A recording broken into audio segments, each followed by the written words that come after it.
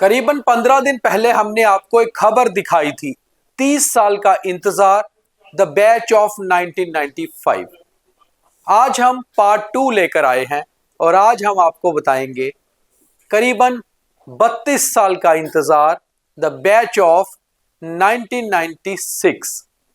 मगर आप भी सोच रहे होंगे अगर 1996 है तो फिर 32 साल कैसे हुए, क्योंकि 4 साल पहले ही कोर्ट में जाना पड़ा और सही में द बैच ऑफ 1992 है और उनको 32 साल का इंतजार हो चला है अपनी दूसरी प्रमोशन लेने के लिए। नमस्कार, मैं हूं दीपक खजूरिया। आप देख रहे हैं हमारा खास कार्यक्रम द न्यूज रूम 24 आवाज पर और हमारा काम है हर वो आवाज उठाना जो कहीं ना कहीं फाइलों में धपके रह जाती है। तो बात एक बार दोबारा खाकी की, मगर आज बैच 1992 की। जम्मू कश्मीर पुलिस और 1992 का बैच, जिसमें 123 लोगों को सब इंस्पेक्टर बन गए थे, एडजस्ट करना था। पहली बार शायद ऐसा हिस्ट्री में हुआ होगा और उसके बाद भी कभी नहीं हुआ कि मेरिट पर नहीं बल्कि एज पर सिलेक्ट किया गया सब इंस्पेक्टर्स को। और कुल 123 में से 12 सब इंस्पेक्टर्स को छोड़ दिया गया और 111 को ही एडजस्ट कर दिया गया।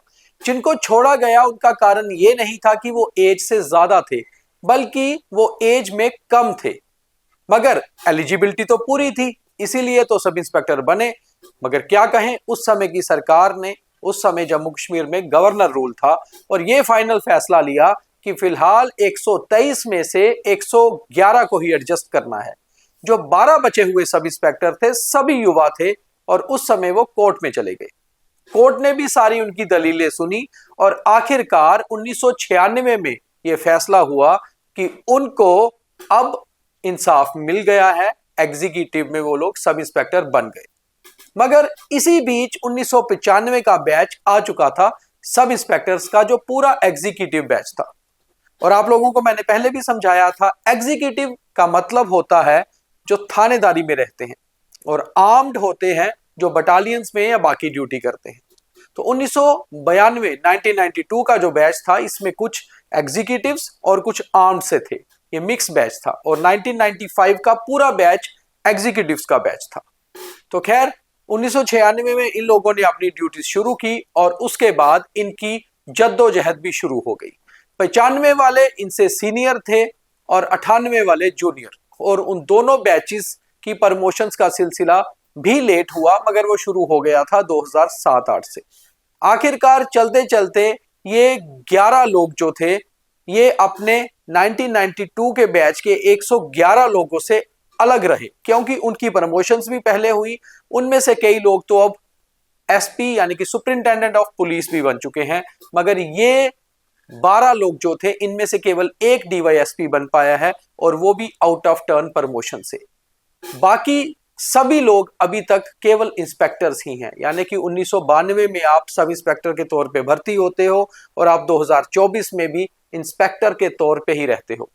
इनमें से अनफॉर्चुनेटली 2 लोग अब इस दुनिया में नहीं है। एक प्रमोट हो चुके हैं डीवाईएसपी, यानी कि बचे कुल मिलाकर 9 लोग। ये 9 लोगों में से भी 3 लोग ऐसे हैं जो 1 साल बाद रिटायर हो जाएंगे। बाकी लोगों की भी सर्विस 3 से 4 साल बची है। अब आखिर सवाल यहां उठता है कि जो हम शुरू से कहानी आपको सुनाते आ रहे थे 1995 बैच के इंस्पेक्टर्स की, जिनको डीवाईएसपी बनना है और 9 महीने से उनकी फाइल ज्यों की त्यों पड़ी हुई है पीएससी होने के बावजूद भी। अब बड़ी बात यह है कि वो जो पीएससी हुई थी, जो फाइल अप्रूव की गई थी पीएससी में, उसमें कुल मिलाकर 63 ऑफिसर्स के नाम हैं जिनको डीवाईएसपी बनाया जाना है। और ये 63 जो ऑफिसर्स हैं, इसमें 1995 बैच के भी इंस्पेक्टर्स हैं, 98 बैच के भी इंस्पेक्टर्स हैं और 1992 बैच के ये सभी 9 लोग भी मौजूद हैं। मगर जो जानकारी आ रही है सूत्रों के हवाले से, उसके मुताबिक अभी भी सरकार कहीं ना कहीं अपना छोटा दिल दिखा रही है, यानी कि होम डिपार्टमेंट अभी भी यही फैसला करके बैठा है कि सभी 63 को नहीं डीवाईएसपी बनाना है और 51 या 52 का ही नाम उसमें आगे चल रहा है। इसकी कोई ऑफिशियल कंफर्मेशन नहीं है, क्योंकि अभी फाइल अप्रूव हुई है और ऑर्डर कुछ दिन में निकल सकता है। मगर ऑर्डर निकलने से पहले ऐसी अटकलें क्यों लग रही हैं?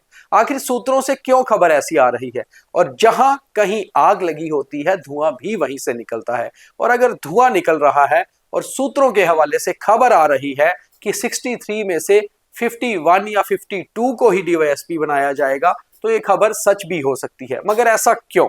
क्या इसके ऊपर कोई बयान देकर बताएगा कि सरकार ऐसा क्यों करने वाली है? जब 63 की पीएससी ने फाइल अप्रूव की है, तो क्यों ना वो सभी 63 को आखिर डीवाईएसपी बना दिया जाए और लंबे समय से प्रमोशन का इंतजार करते आ रहे ये लोग प्रमोट हो जाएं। जब बात आज हम 1992 बैच की कर रहे हैं, तो उनके ये 12 अभागे ऑफिसर, जिनमें से एक तो डीवाईएसपी बन गए 2017 में आउट ऑफ टर्न प्रमोशन से, 11 रह गए और 11 में से भगवान को प्यारे हो गए, यानी कि इस दुनिया से चले गए। बहुत ही अनफॉर्चुनेट है। और बाकी जो लोग बचे हुए हैं, वो लोग इंतजार कर रहे हैं ब्लू कैप का, यानी कि खाकी से ब्लू कैप तब मिलती है जब इंस्पेक्टर से डीवाईएसपी बना जाता है। तो ये डीवाईएसपी बनने का इंतजार अभी भी कर रहे हैं। अब इसके बीच में एक कहानी और भी है।